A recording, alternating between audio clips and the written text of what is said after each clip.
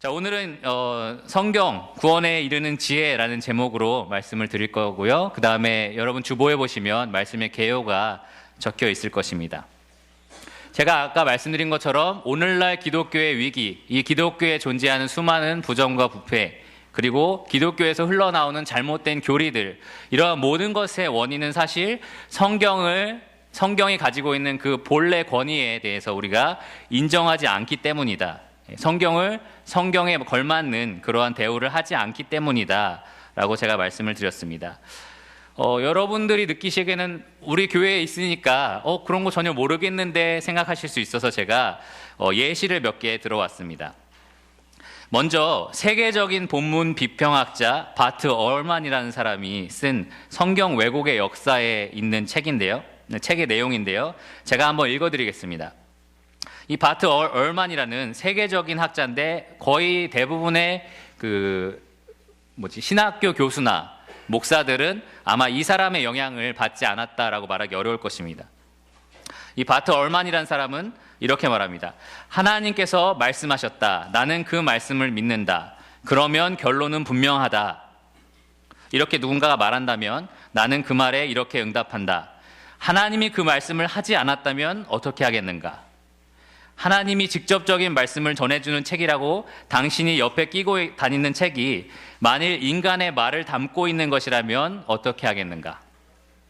성서가 낙태 문제와 여성 인권 문제와 동성애 문제와 종교적 패권주의 문제와 서구식 민주주의 문제 등 현대사회의 재반 문제들에 대해 명확한 답을 주지 못한다면 어떻게 하겠는가? 우리가 성서를 거짓된 우상으로 삼지 않고 우리가 어떻게 살고 무엇을 믿어야 하는지 스스로 판단해야 한다면 어떻게 하겠는가? 그리고 이렇게 말합니다. 성서가 우리 삶에 대한 이러한 종류의 모호한 지침이 아니라고 생각해야 할 명백한 이유는 많다. 동의하십니까?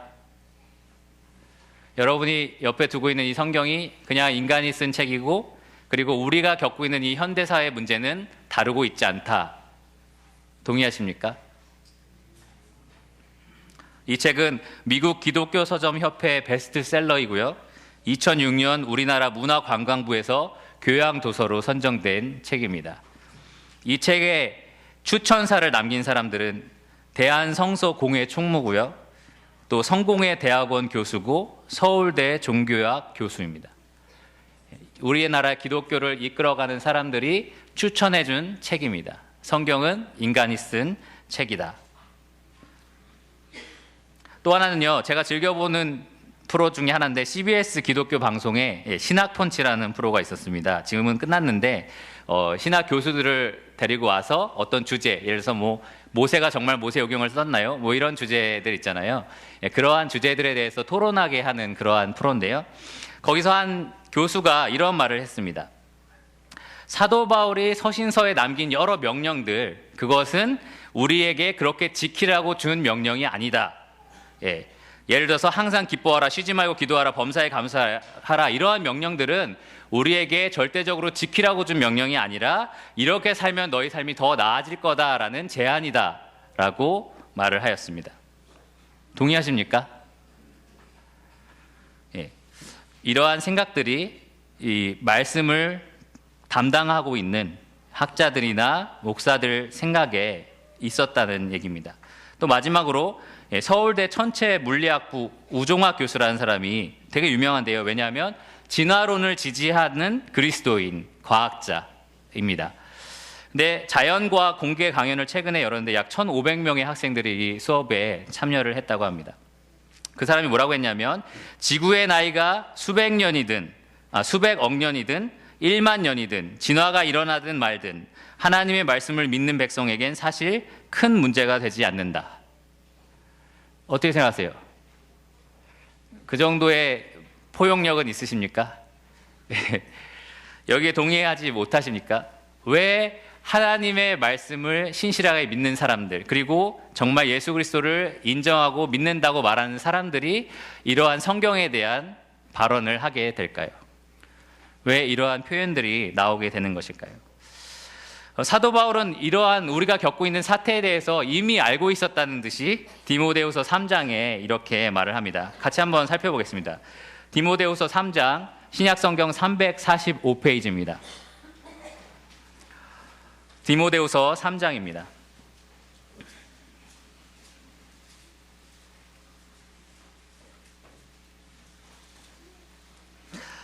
이 디모데후서는 사도 바울이 약 66년에서 67년 정도에 쓴 편지입니다. 로마 감옥에 있으면서 그 영적인 아들이라고 봤던 그 디모데에게 편지를 쓴 거고요. 이 초대교회 전통이나 이 편지 자체에서 드러나 있는 표현들을 보면 사도 바울은 자기가 곧 죽을 거라는 것을 알고 있었습니다. 그래서 자기가 죽을 것이라는 걸 알고 있었고, 자기 목숨을 다해서 사도 바울이 했던 것은 이 땅 끝까지 이르러서 아버지와 아들과 성령의 이름으로 사람들에게 세례를 주고 그들을 제자로 삼아서 하나님의 말씀을 가르치는 일을 했었습니다. 그런데 이제 곧 자신이 죽을 것이라는 걸 알고 이 디모데에게 자신의 그 일들을, 그 사역을 넘겨주기 위해서 유언처럼 남기는 글입니다. 여러분 성경에 혹시 3장 그 윗부분의 소제목에 마지막 가르침이라고 써있는 성경이 있을 것입니다. 이 사도 바울의 디모데를 향한 마지막 가르침입니다. 3장 1절 보시면요, 너는 이것을 알라. 말세에 고통하는 때가 이르러 사람들이 자기를 사랑하며 돈을 사랑하며 자랑하며 교만하며 비방하며 부모를 거역하며 감사하지 아니하며 거룩하지 아니하며 무정하며 원통함을 풀지 아니하며 모함하며 절제하지 못하며 사나우며 선한 것을 좋아하지 아니하며 배신하며 조급하며 자만하며 쾌락을 사랑하기를 하나님 사랑하는 것보다 더하며, 그리고 경건의 모양은 있으나 경건의 능력은 부인하니 이 같은 자들에게서 내가 돌아서라. 사도 바울은 지금 디모데에게 말세가 이를 것인데 이러한 죄악들이 세상에 들어오게 될 것이다 라고 말하고 있습니다. 이것이 거의 2000년 전에 쓰인 책인데요, 오늘날 세계를 그리고 있는 것 같지 않습니까? 정말 우리가 살아가는 세상은 이렇게 악합니다.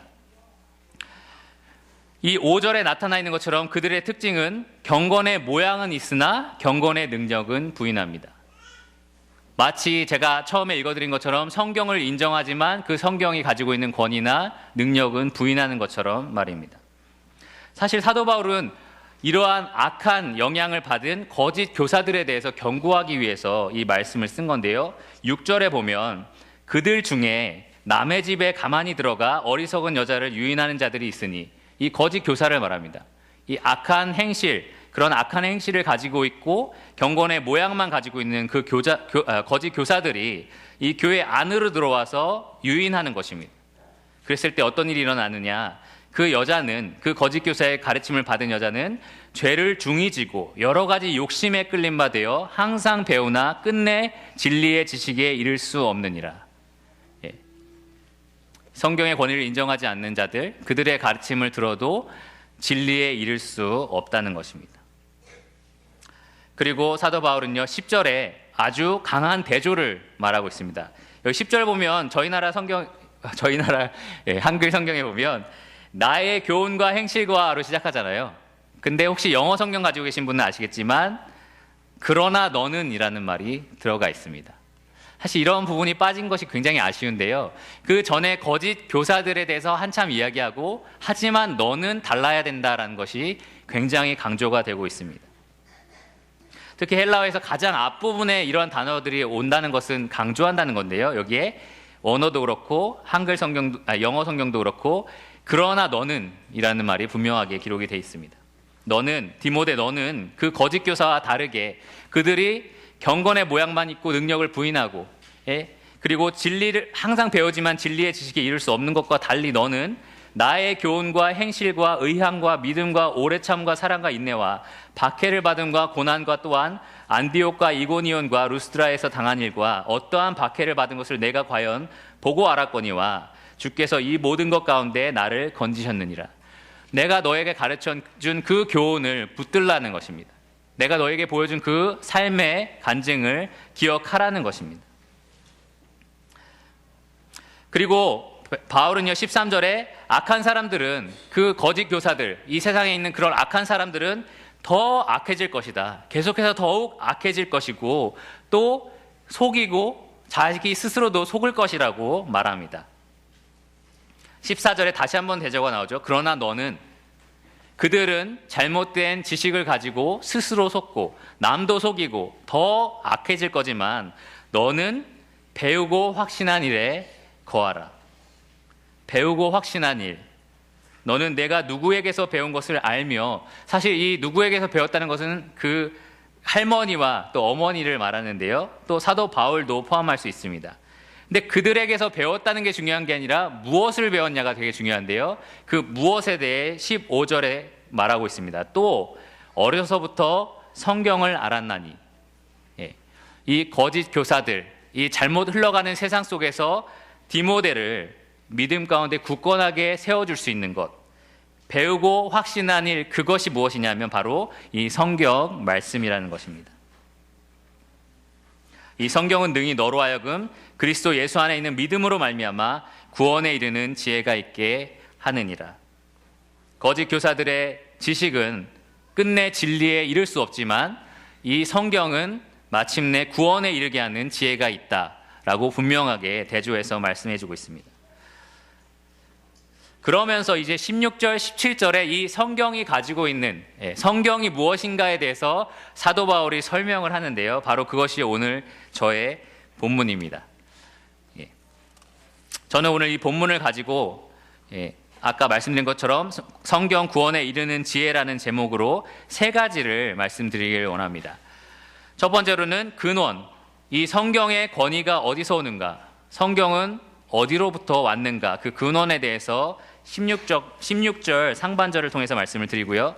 두 번째는 본질, 성경은 어떤 특징을 가지고 있는가, 성경은 무엇에 유익을 주는가, 16절 하반절에서 말씀을 드리겠습니다. 그리고 마지막으로 17절에서 목적, 왜 우리에게 하나님께서 성경을 주셨는가, 이 세 가지를 말씀을 드리도록 하겠습니다. 첫째로 먼저 근원입니다. 성경의 권위는 어디에서 오는가? 우리의 말에는 권위가 있습니다. 조그만 어린아이가 하는 말과 어른이 하는 말이 다르고요. 또 일반 공무원이 하는 말과 대통령이 하는 말이 다릅니다. 왜 그렇습니까? 똑같이 인간이고 똑같이 입을 열어서 하는 말인데 왜 권위가 다릅니까? 그 말하는 사람이 누구냐에 따라서 달라집니다. 그 말하는 사람이 가진 직분에 따라서도 권위가 달라집니다. 여러분 옛날 사극 보면 어명이요 라고 했을 때 사람들이 어떻게 합니까? 몸에 그 예의를 갖추잖아요. 그렇죠? 그러한 예의를 갖추는 이유는 그 왕이라는 권위가 있기 때문에 그 말에 합당한 자세를 취하는 것입니다. 그래서 여기서는 성경이 과연 누구의 말인가, 누가 한 말인가라는 것을 말씀해 주고 있습니다. 16절 상반절에 보면 모든 성경은 하나님의 감동으로 된 것으로 라고 말하고 있습니다. 먼저 여기서 모든 성경은 무엇일까요? 개역 성경, 개역 개정 성경 이런 걸 말할까요? 아니면 어떤 걸 말할까요? ESV 뭐 이런 영어 성경을 말할까요? 여기서 모든 성경은 1차적으로 구약 성경을 말합니다. 왜냐하면요, 여기 성경의 말씀에 보면 그 15절에 어려서부터 성경을 알았나니 라고 말하고 있습니다. 디모데가 어려서부터 접했던 성경은 구약 성경입니다. 이 지금 디모데 후서가 쓰였던 게 66년이면 신약의 그 복음서가 이제 막 쓰여졌거나 아니면 쓰고 있는 상태였고요. 대부분의 서신서들도 아마 비슷한 시기에 쓰였을 텐데요. 이 신약 성경이 훨씬 쓰여지기 이전인 어렸을 때 이 디모데가 접했던 성경은 1차적으로 구약 성경입니다. 그런데 우리가 여기에 신약 성경도 포함시킬 수 있다라고 말할 수 있는 근거가 있는데요. 첫째로 디모데 전후서에 바울이 네가 나의 교훈을, 이 10절에 나의 교훈을 받은 것에 대해서 얘기할 때 바울이 디모데에게 전달해 준 것, 그리고 이 각 지역에 돌아다니면서 교회를 세우면서 바울이 전파했던 것이 누굽니까? 예수 그리스도입니다. 그렇죠? 예수 그리스도의 복음의 말씀을 전파했습니다. 이 예수 그리스도의 복음의 말씀이 담겨 있는 책이 뭐죠? 복음서입니다. 그렇죠? 그 복음서가 그래서 이 신약 성경에 포함이 되고 또 이 모든 성경에 포함이 됩니다. 또한 베드로후서 3장 15, 16절을 보면 바울이 쓴 서신서들, 그 서신서들에 대해서 우리 형제 바울이 받은 계시라고 말하면서 성경으로 분류를 합니다. 그래서 이 신약 성경 전체를 우리가 살펴볼 때 이 복음서, 그리고 바울 서신서, 또 일반 서신서, 이렇게 신약 성경 전체도 여기서 말하는 모든 성경에 적용시킬 수 있다라고 우리가 말할 수 있습니다. 그리고 또 한 가지 특징, 여기서 모든이라는 표현이 있는데요. 이 모든이라는 말의 어감의 차이가 있습니다. 혹시 여러분 영어 성경 중에 every라고 번역된 성경이 있거든요. 모든 이 단어가. 그런데 이런 어감 차이가 있어요. 예를 들어서 제가 여기 유평교회 성도님들 제가 다 사랑합니다 라는 표현과 제가 여기 있는 성도님들을 각각 다 사랑합니다, 표현의 차이를 느끼세요? 어떤 차이가 있습니까? 각각이라고 했을 때 어떤 차이가 있죠? 여러분 한 사람 한 사람 빠짐없이 다 제가 사랑한다는 표현이 더 들어가 있죠. 모두 다 사랑한다는 것도 어쨌든 다지만 각각 다 사랑합니다 하면은 그러한 어감이 들어가 있습니다. 여기서 모든이라는 단어가 바로 그러한 어감이 포함이 되어 있습니다. 그래서 이 성경 전체가 다 영감으로 되어 있다라고 말하는 것이 아니라 조금 더 우리가 정확하게 말하면 이 성경을 이루고 있는 각 권의 책들, 더 자세히 얘기하면 이 성경의 각 권의 책들이 구성되고 있는 그 단락들, 문장들, 표현들, 단어들, 이 모든 것들이 다 하나님의 영감으로 되어 있다라고 말할 수 있습니다. 자, 이제 어려운 파트에 들어왔는데요. 하나님의 감동으로 된 것으로. 이 감동이라는 말이 무엇일까요? 나에게 선물을 주다니 너무 감동적이야 라고 말할 때도 우리가 감동이라는 말을 써요. 그렇죠? 그리고 어떤 예술가가 그림을 그릴 때 이거 어떤 감동으로 이런 그림을 그려냈을까? 어떤 영감을 받아서 이런 그림을 그려냈을까? 그런 영감이라는 표현도 씁니다. 이 감동이라는 이 단어는 공동 번역에는 계시라고 되어 있고 표준 새 번역이나 바른 성경에는 영감. 제가 어렸을 때는 왜 할아버지라는 표현이 여기 돼 있지? 이런 생각을 했었는데요.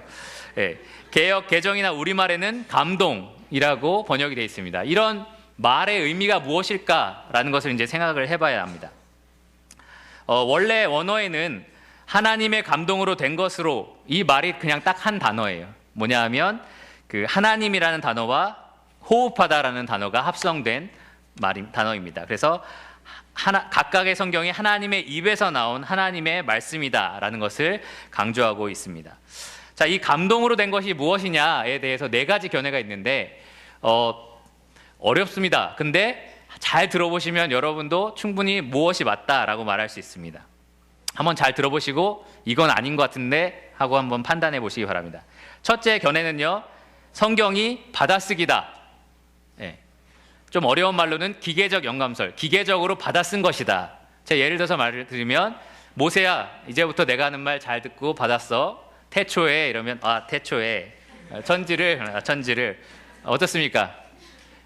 이건 저자의 특성이나 개성 이런 게 전혀 반영이 안 된 거고요. 그냥 하나님이 불러주시는 대로 다 받아서 적었다. 이 견해가 있습니다. 여러분 동의하십니까? 아닌 것 같으십니까? 두 번째는 예술 작품. 성경은 예술 작품이다. 보통 화가가 그림을 그릴 때 영감을 얻잖아요. 어떤 아이디어를 얻습니다.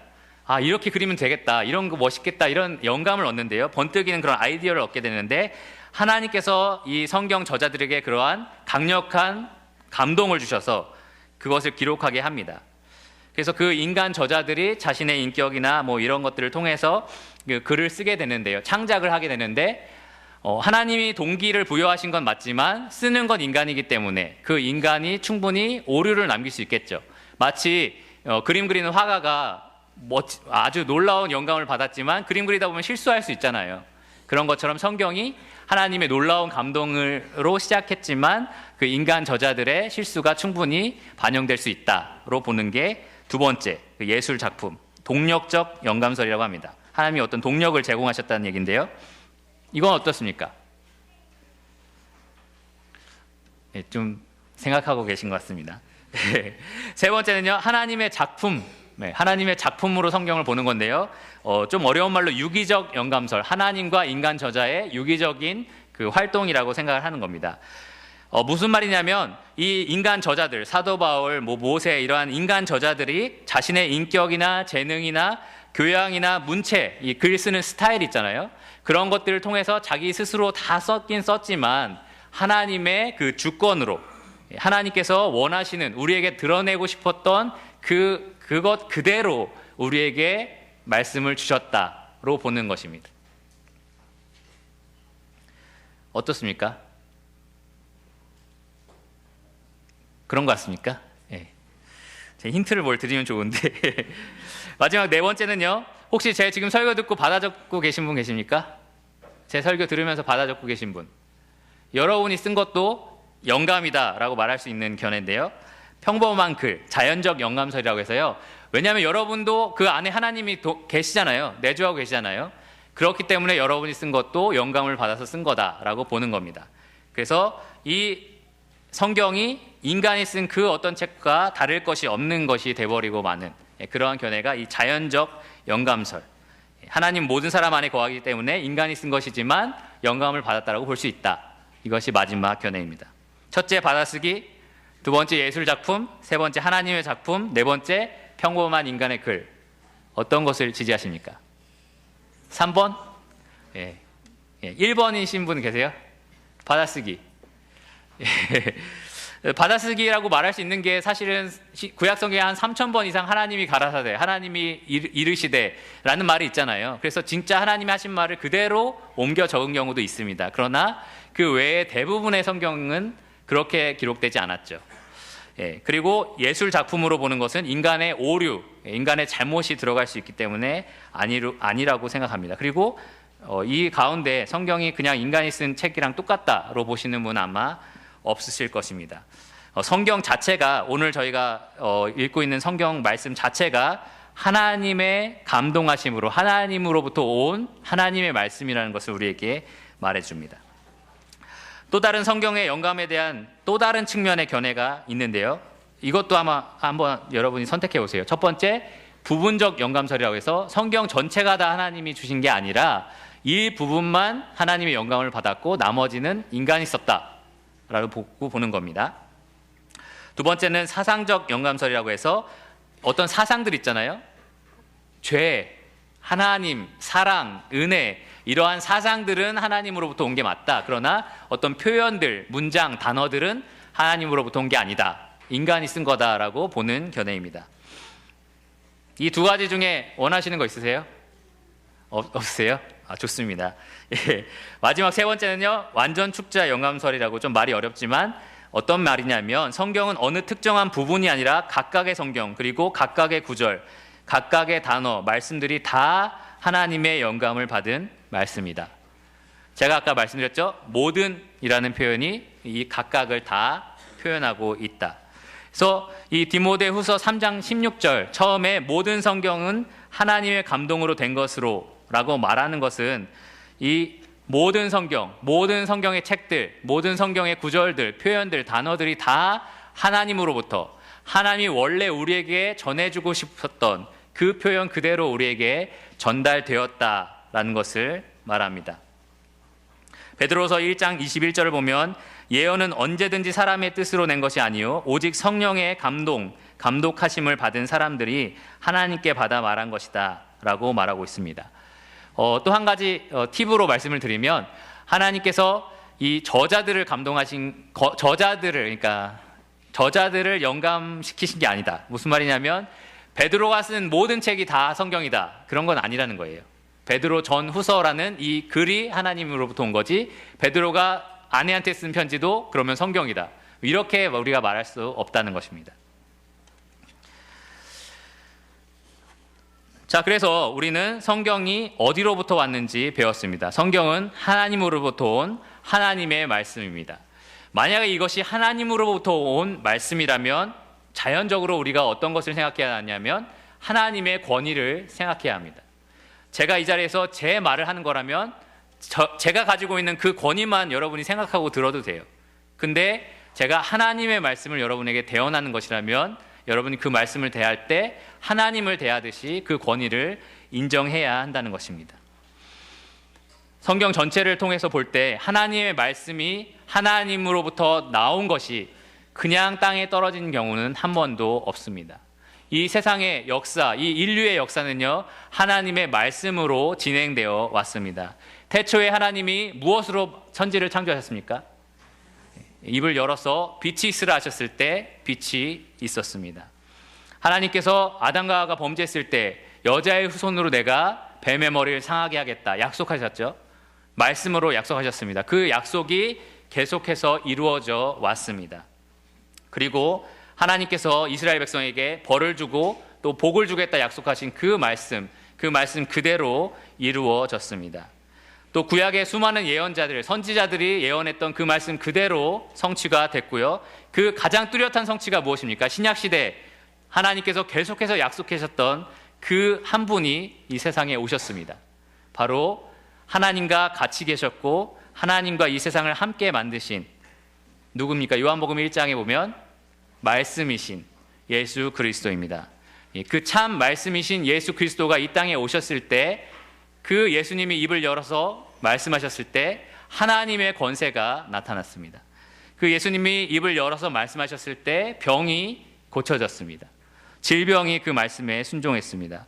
성난 파도가 그 말씀에 굴복했습니다. 죽음이 그 죽은 자를 내어 주었습니다. 예수 그리스도 참된 말씀이 그 역사를 이루셨습니다. 예수님이 이 땅을 떠나셨을 때 승천하셨을 때 또 다른 보혜사를 너희에게 보내주겠다 라고 약속하셨는데요. 누구죠? 성령님입니다. 성령님이 오셔서 처음 하신 사역이 뭔지 아십니까? 오순절에 사도들에게 임하셔서 입을 열어서 예수 그리스도를 세상에 전파하십니다. 사도행전 전반에 거쳐서 우리가 볼 수 있는 것은 성령님께서 사도들을 통해서 형제 자매들을 통해서 하나님의 말씀을 전파하게 하셨고요. 그 말씀이 죽은 영혼들을 다시 새 생명을 얻게 하였습니다. 오늘날도 마찬가지입니다. 우리에게 주어진 이 성경 말씀, 그 말씀을 성령님께서 우리에게 조명하여 주셔서 하나님의 뜻을 우리에게 알려주십니다. 천지창조부터 지금까지 계속해서 하나님의 말씀은 역사하고 있습니다. 하나님의 말씀에 권위가 있기 때문입니다. 자, 이제 두 번째, 이 성경 말씀이 가지고 있는 특징, 과연 성경은 어떠한 특징을 가지고 있고 무엇에 유익하냐라는 것을 살펴보겠습니다. 16절 하반절에 보시면요, 교훈과 책망과 바르게 함과 의로 교육하기에 유익하니 라고 말하고 있습니다. 여기 네 가지가 나옵니다. 교훈, 책망, 바르게 함, 교육. 이 네 가지가요, 교차대구라고 표현을 하는데 처음과 끝에 나온 것을 자세히 보시면 교훈과 교육, 긍정적인 측면이죠. 바르게 인도하는 것을 말합니다. 가운데 두 가지는 뭐냐?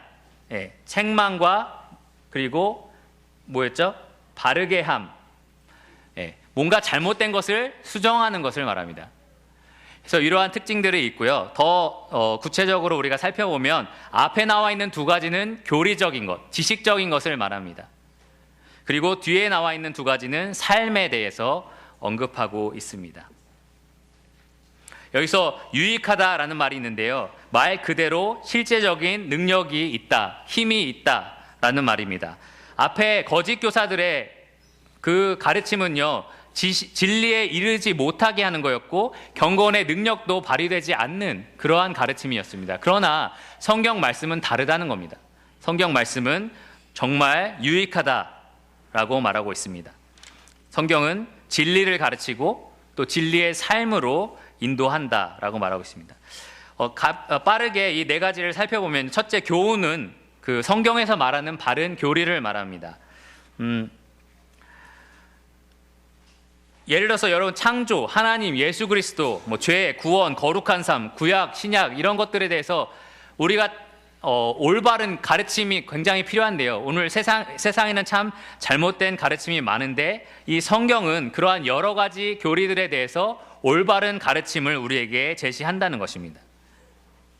과연 하나님은 어떤 분이신지, 과연 예수님은 어떤 분이시며 어떠한 속성을 가졌는지 이런 모든 것들이 이 성경에는 다 드러나 있다는 것입니다.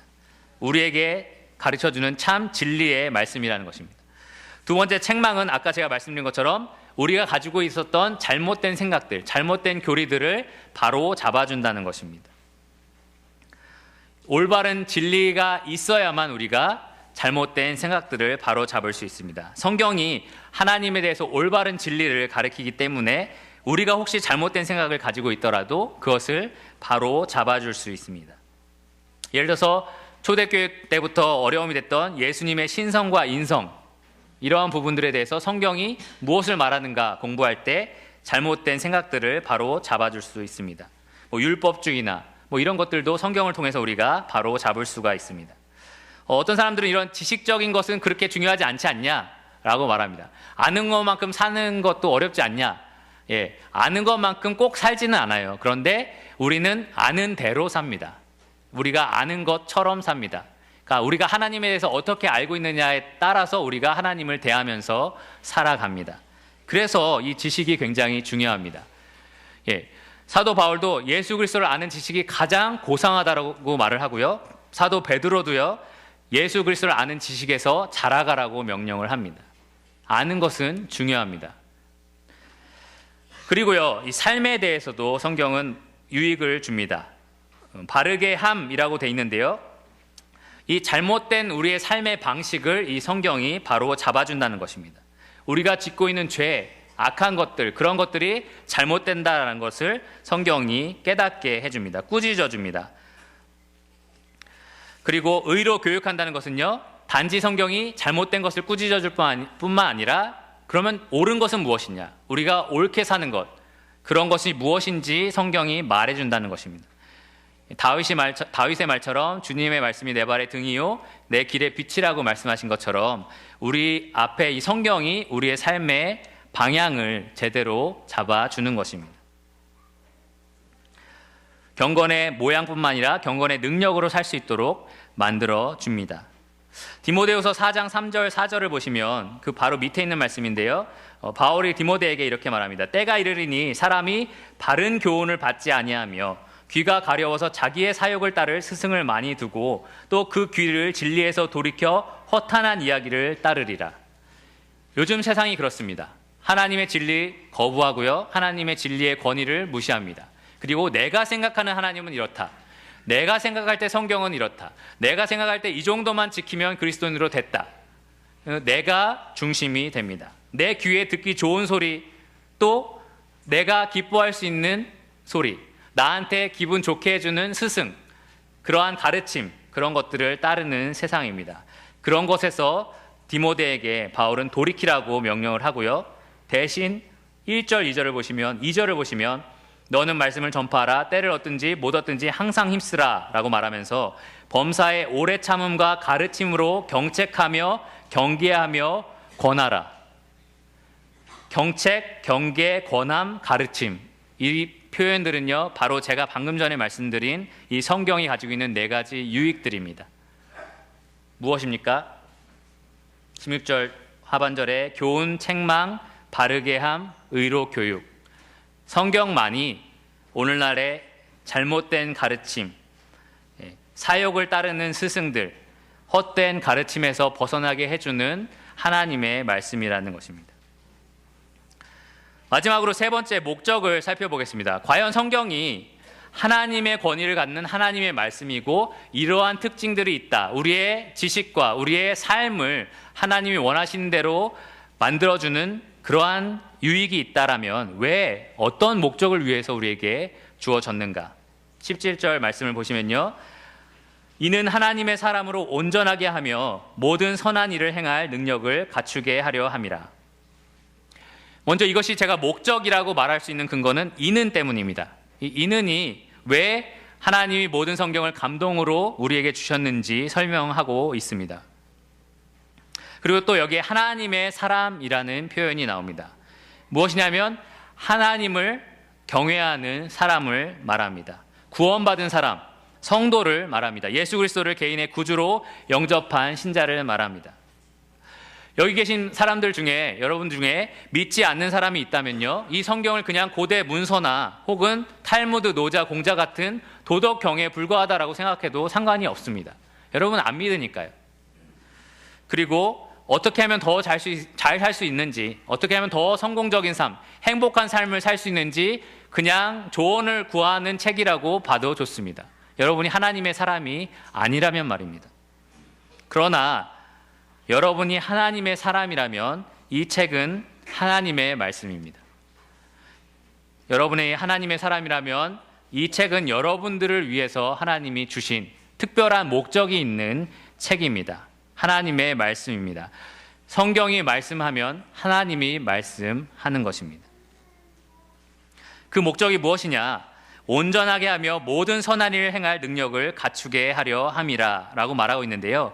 여기 보면 온전하게 하며 하고 모든 선한 일을 행할 능력을 갖추게 하려 함이라. 이 두 부분이 약간 나눠져 있는 것 같죠? 그런데 원래 그 성경의 표현을 보면 우리말 성경이 번역을 좀 잘 한 것 같은데요. 이렇게 돼 있습니다. 이는 하나님의 사람으로 모든 선한 일을 위해 온전히 준비되게 한다. 무슨 말인지 아시겠습니까?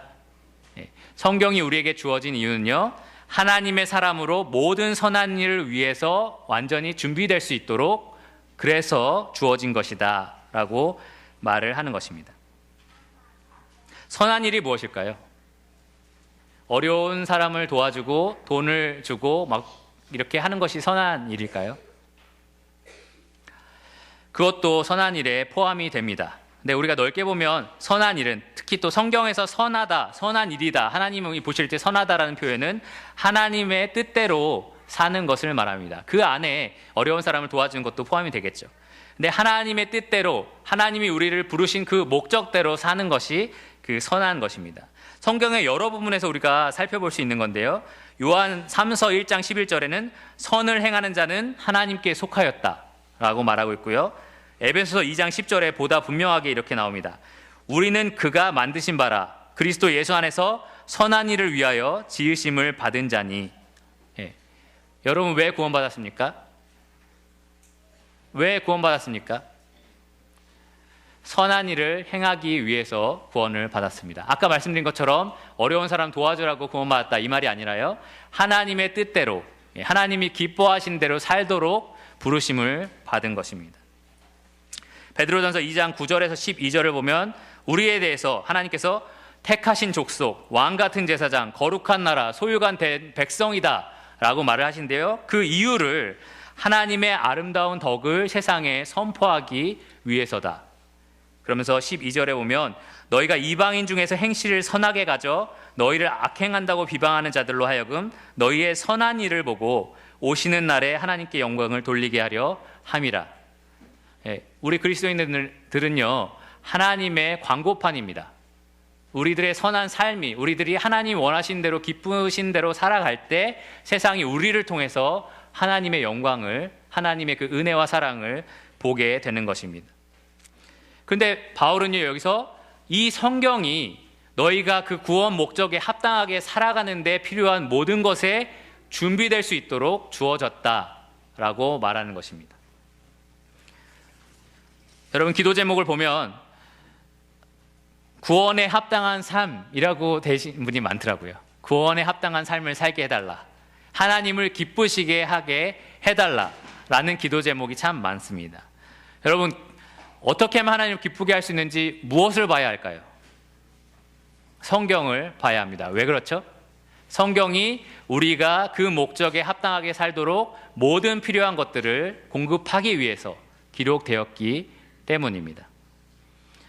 다른 심리학을 찾아보면서 어떻게 하면 더 주님을 기쁘시게 할 수 있을까? 그런 것이 아닙니다.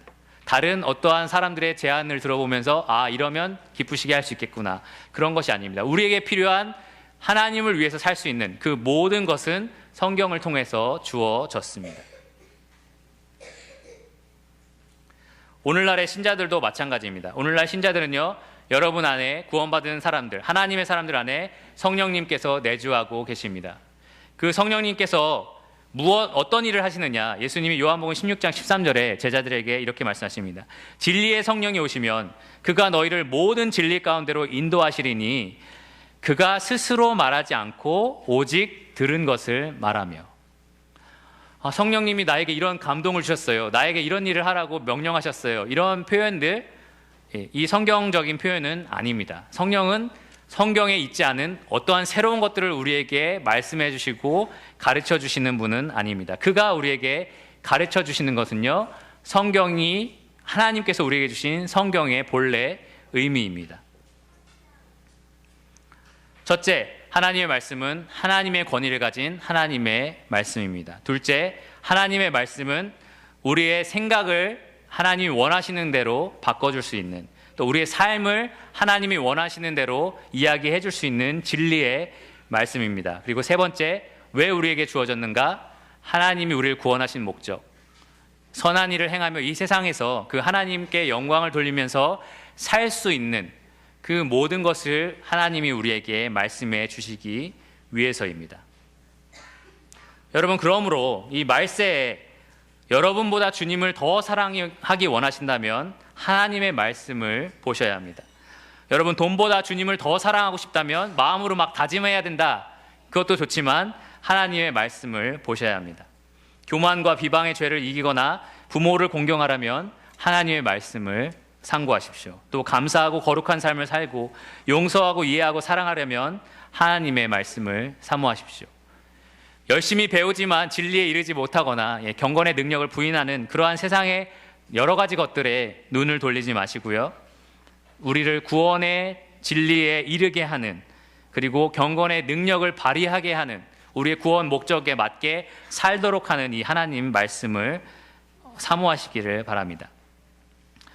명령에 순종한다라고 하면 여러분 좀 율법주의가 아닌가라는 생각이 들겠지만, 이 하나님 말씀을 사모하고 말씀대로 살고자 하는 것은 곧 예수님을 사랑하는 길입니다. 예수님은 너희가 나를 사랑하면 나의 계명을 지키리라 라고 말하고 있습니다. 예수님이 첫 번째 계명이 뭐라고 말씀하셨는지 기억나십니까? 너의 마음과 뜻과 힘을 다해 주 너의 하나님을 사랑하라. 하나님의 입에서 나온 하나님의 말씀으로 우리가 생각해 본다면 우리의 마음과 우리의 뜻과 우리의 생각을, 우리의 힘을 다해서 우리는 이 하나님의 말씀을 사모해야 합니다. 우리의 마음, 우리의 생각에 잘못된 것이 있다면 이 하나님 말씀에 온전히 굴복할 줄 알아야 합니다. 우리의 삶에 잘못된 부분이 있다면 이 하나님 말씀에 따라 수정할 수 있어야 합니다. 그것이 바로 우리를 사랑하신 선한 목자 되신 예수 그리스도를 사랑하는 길입니다. 마지막으로요, 4장 1절을 보시면 이렇게 사도 바울이 디모데에게 말을 합니다. 하나님 앞과 살아있는 자와 죽은 자를 심판하실 그리스도 예수 앞에서 그가 나타나실 것과 그의 나라를 두고 엄히 명하노니 너는 말씀을 전파하라. 때를 얻든지 못 얻든지 항상 힘쓰라.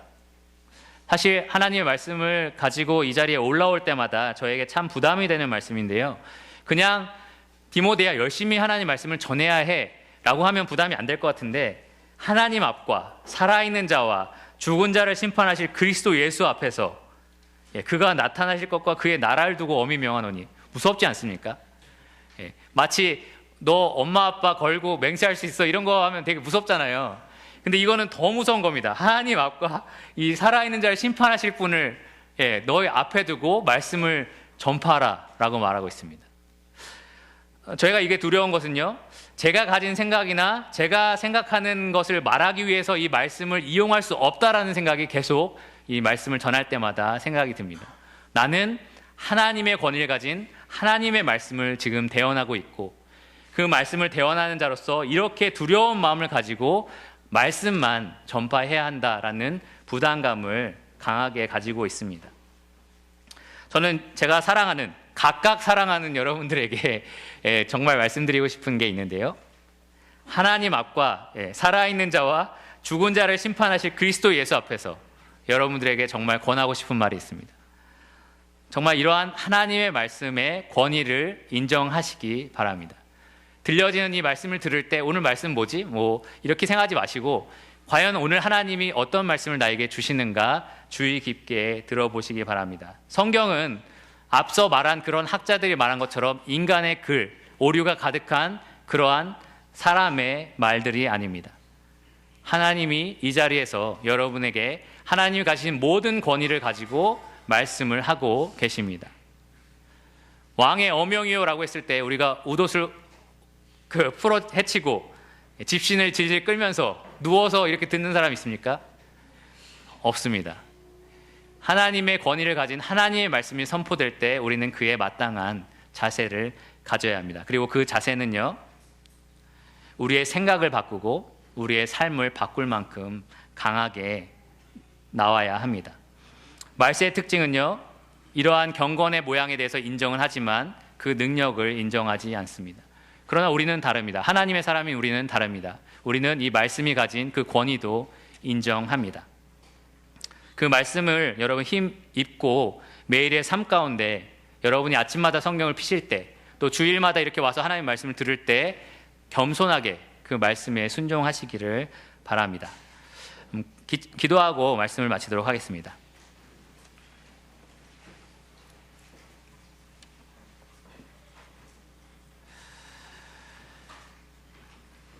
하나님 감사합니다. 저희에게 이 놀라운 하나님의 말씀을 허락하여 주심에 감사를 드립니다. 저희는 다 연약한 인간에 불과하고, 또 저희가 하나님의 진리가 없었더라면 세상에서 방황하고 거짓에 속으며 또 영원한 멸망으로 흘러가는 자들이 되었을 것입니다. 진리를 알지 못하고 거짓에 속는 자들이 되었을 것입니다. 주님, 저희에게 하나님의 살아있는 말씀을 주심에 감사를 드립니다. 저희가 구원받은 것도 썩어질 씨가 아니라 영원히 썩지 않는 항상 살아있는 말씀으로 된 것이요, 저희가 구원에 이르는 것도 신령한 젖인 하나님의 말씀으로 되는 것임을 기억하게 됩니다. 성령님께서 살아계셔서 하나님의 진리로 저희에게 가르쳐 주시며 또 하나님의 진리로 저희를 인도하여 주시기를 원합니다. 주님, 저희가 주님을 진실로 사랑하며 저희를 위해서 목숨을 버리신 예수 그리스도를 온 마음 다해 사랑하기를 원합니다. 그 사랑의 표현으로 주님의 말씀을 사모하며 그 말씀에 순종하기를 원합니다. 지금 이 자리에 있는 모든 하나님의 사람들이 주님을 향해서 그러한 마음을 품을 수 있도록 도와주시며, 또 살아가는 동안 주님의 말씀이 저희 길에 빛과 또 등이 되기를 간절히 기도를 드립니다. 이 모든 걸 예수 그리스도 이름으로 기도드렸습니다. 아멘.